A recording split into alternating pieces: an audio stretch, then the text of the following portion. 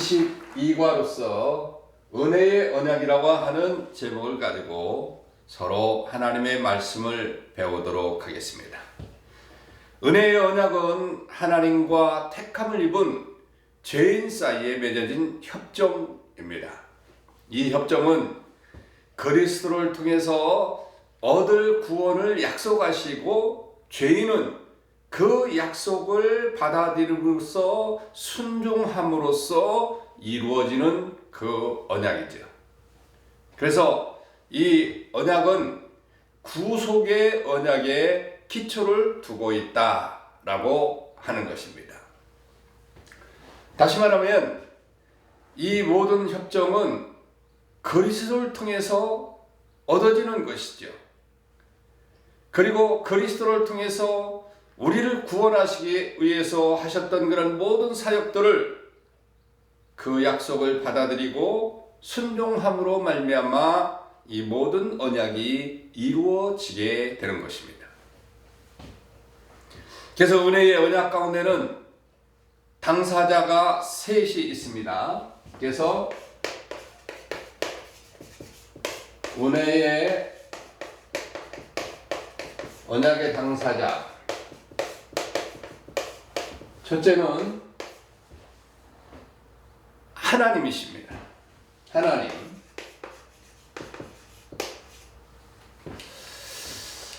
하나님과 사람 사이의 언약은 항상 하나님의 일방적 조치에 의해서 설정되는 거죠. 일방적입니다.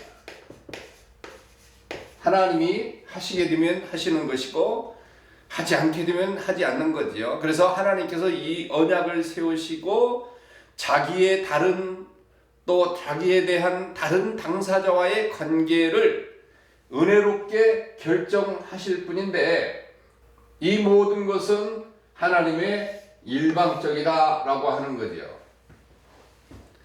그리고 두 번째 당사자는 죄인된 인간입니다. 그냥 인간이 아니고 죄인된 인간이다. 하나님이 선택한 자, 다시 말하면 선택된 죄인들로 더불어 언약의 관계를 맺게 되는 당사자가 되는 것이죠. 그래서 하나님과 인간 간의 그런 관계를 형성해서 당사자, 은혜 언약의 당사자로 결정하게 되는 겁니다. 그리고 세 번째는 중보자이신 예수 그리스도시지요. 중보자. 그리스도. 자, 그리스도가 없으면 언약의 성립이 되지 않습니다.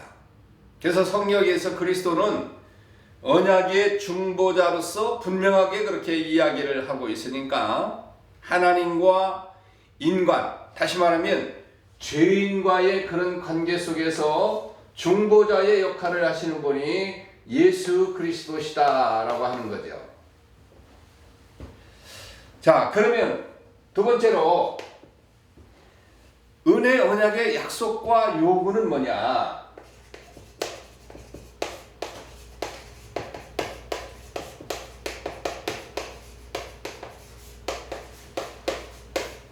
약속과 요구는 뭐냐라고 하는 거죠. 먼저 은혜 언약의 약속은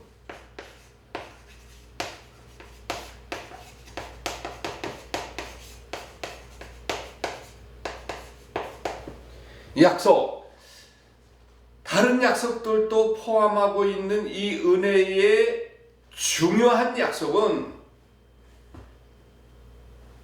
성경에서 에레미야 31장 33절이나 히브리서 8장 10절, 고린도후서 6장 16절로 18절 말씀에 보게 되면 나는 너희와 너희 후손들의 하나님이 되리라 라고 하는 그런 약속들을 반복을 하셨어요.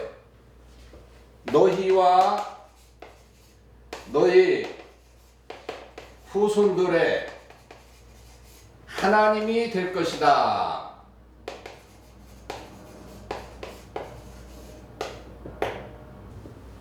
네, 너희 후손들의 하나님이 될 것이다 라고 하는 그런 말씀을 반복적으로 그렇게 이야기하셨어요.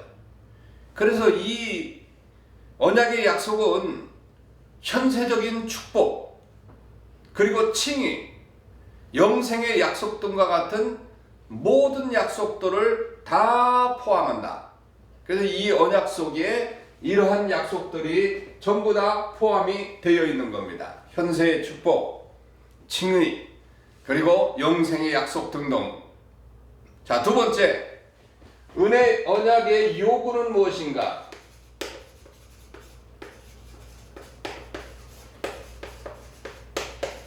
요구는 무엇인가? 은혜 언약은 행위 언약이 아니어서 공로가 될 만한 어떤 행위를 요구하지 않지만 인간에게 약간의 의무를 부과하게 됩니다. 자, 이 의무는 두 가지인데 하나님께서 자기의 언약 관계에 있는 자들에게 요구하시는 두 가지를 볼 수가 있는데, 첫째로 무엇이냐라고 하면 은혜 언약에 있는 인간들은 언약과 그 약속들을 믿음으로 받아들이는 거예요. 믿음으로 받아들이는 것. 예.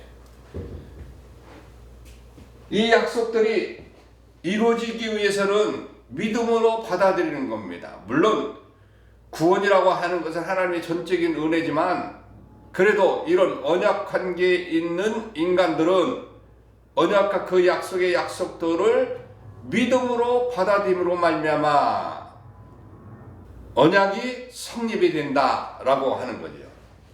자, 두 번째는 뭐냐면 순종입니다. 두 번째는 순종이죠. 순종.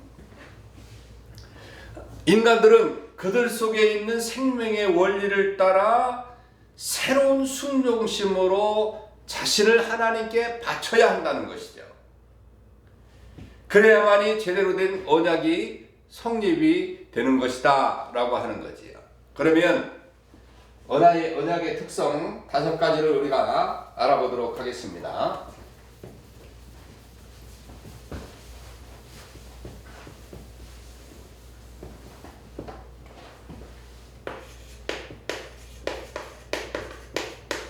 언약의 특성을 알아보도록 하면 첫째로 은혜성입니다. 은혜성.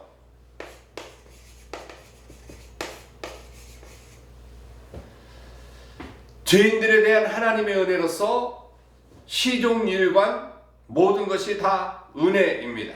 이 구원의 언약, 은혜의 언약은 모두가 다 은혜성이에요. 모든 것이 다 은혜입니다.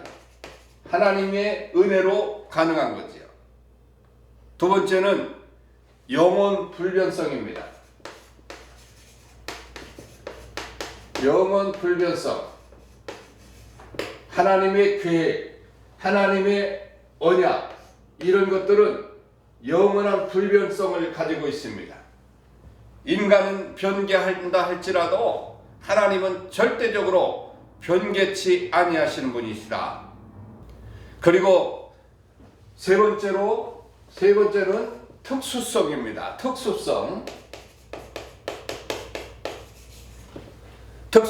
미리 정하신 자들의 생활에서만 실현되기로 의도된 것이에요. 특별합니다. 특수성을 이야기하고, 네 번째는 동일성입니다. 동일성. 자, 이 언약은 여러 시기에 새로운 형식으로 나타나지만 그러나 분명한 것은 항상 동일하다. 시대적으로 볼 때 뭔가 변한 것처럼 그렇게 느껴지지만 그러나 언약은 절대적으로 동일하게 나타난다. 다시 말하면 약속, 믿음과 복음, 요구되는 것, 중보자 등등 이런 것들은 동일한 게 변하지 않습니다. 불변하지 않습니다. 이런 동일성을 이야기하는 겁니다. 그리고 5번째는 다섯 번째는 조건적이나 무조건적이다. 이 말이 아이러니하게 들릴 수 있습니다. 사람의 믿음이 요구되는 것은 조건적이에요. 아까도 말씀했지만 내가 받아들여야 됩니다. 내가 순종해야 됩니다. 그러나 그리스도의 공로를 세운다고 하는 그런 의미에서는 이건 무조건적입니다. 무조건적으로 그리스도가 공로를 세워주심으로 말미암아 조건적인 우리가 그것을 받아들임으로 말미암아 언약이 형성된다라고 하는 거죠. 자, 네 번째는 언약의 시대적 경륜을 우리 한번 생각해 볼게요. 언약의 시대적 경륜. 시대가 흐르면서 어떻게 이루어졌느냐라고 하는 그런 말로 표시를 하겠지요. 첫째로 최초의 계시에서 시내산 언약까지로 우리 한번 생각해 봅시다. 최초의 계시에서 시내산 언약까지의 이 경륜을 한번 보게 되면, 첫째로 이 언약의 기초, 다시 말하면 인간에게 주신 최초의 언약은 무엇을 보더라도 인간이 범죄한 이후에 창세기 3장 15절의 말씀 가운데 최초의 언약을 주시잖아요. 거기에 말씀해 보면 여자의 후손은, 뱀에게 하는 그런 말이었어요. 여자의 후손은 네 머리를 상하게 할 것이고, 여자의 후손이 누굽니까? 예수 그리스도시죠. 그리고 너는 그의 발꿈치를 상하게 해줄 것이다. 결국 이 최초의 언약은 예수 그리스도로 말미암아 이것을 어머니 언약이라고 그렇게 불러지는데, 원시복음 또는 어머니 언약이라고 그렇게 불러지는데, 너는 그렇게 아무리 많은 사람들을 괴롭히고 또 여자의 후손 또 시대적 그 후손에 이어지는 모든 사람들을 괴롭히지만 그들을 절대적으로 영혼이 멸망하게 하지는 못할 것이다. 그러나 예수 그리스도는 너의 머리를 상해서 너의 사탄에 완전히 물리쳐서 구원받은 백성, 한마디로 믿음으로 순종하는 그런 백성들, 믿음으로 구원을 받아들이는 그런 백성은 천국에 이를 수 있도록 할 것인데, 내가 아무리 노력을 한다 할지라도, 발꿈치는 상하게 한다 할지라도 결국 그들을 구원하는 데는 너는 아무것도 할 수 없을 것이다 라고 하는 그런 말이 되겠지요. 자, 두 번째 언약은 뭐냐면 노아의 언약입니다. 노아의 언약, 물로 심판했을 때 이것을 일반적 언약이라고 그렇게 말하고 있어요. 노아의 언약에는 흔히 자연의 언약 또는 일반 은총의 언약이라고 하는 그런 것입니다. 세 번째는 아브라함과 맺은 할례 언약이라고 말할 수 있어요. 할례 언약. 아이들은 난 이제 8일 만에 할례를 받아라 라고 그렇게 말했으니까 아브라함과의 이 언약은 그의 후손에게만 국한해서 할례 언약의 증표라고 그렇게 이야기하고 있습니다만은 그 모든 것들이 하나님과의 은혜의 언약 속에 들어가 있는 것입니다. 네 번째는 국가적 언약이라고 말할 수 있겠어요. 시내산에서 얹은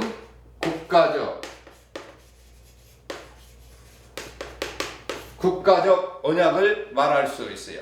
이스라엘 민족 전체에게 맺는 언약이라고 말할 수 있는데, 지금의 이 시대를 보게 되면 모든 그런 나라, 모든 그런 사람들에게 맺은 언약이다라고 하는 거죠.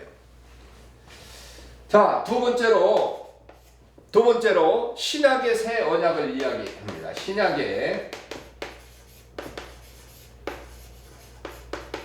신약의 새 언약. 신약에 계시된 새 언약은 본질적으로 구약의 언약들과는 동일합니다. 이건 구약 언약과 본질적으로는 동일해. 본질적으로 동일하지만 다른 것이 있습니다. 자, 이 신약의 언약은 특정한 민족이나 구약은 이스라엘이라고 하는 그런 선택받은 민족에게 이렇게 한정이 되었지만, 그러나 이 신약의 언약은 특정한 민족이나 사람들의 장벽을 깨뜨리고 이 모든 나라의 백성들에게 확장된 의미에서 우주적인 것이다, 그렇게 이야기를 할 수가 있는 거죠.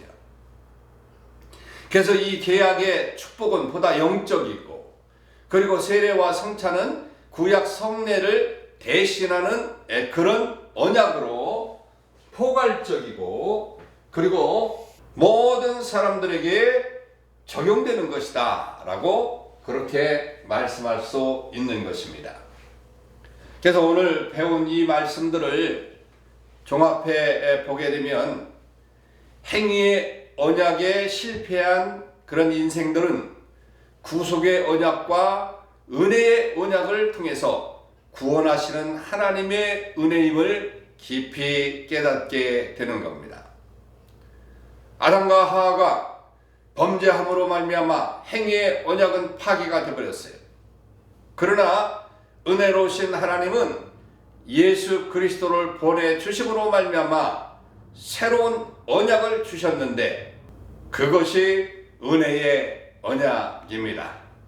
그렇기 때문에 우리가 이 은혜로움을 깊이 깨닫고 늘 감사하면서 찬송과 영광을 주께 돌리면서 겸손한 신앙생활과, 그리고 봉사의 생활, 헌신의 생활, 성별된 그런 생활들을 해서 은혜 받은 그런 사람답게, 은혜의 언약을 받은 그런 사람답게 살아가기를 주님의 이름으로 축원합니다. 샬롬. 다음에 뵙도록 하겠습니다.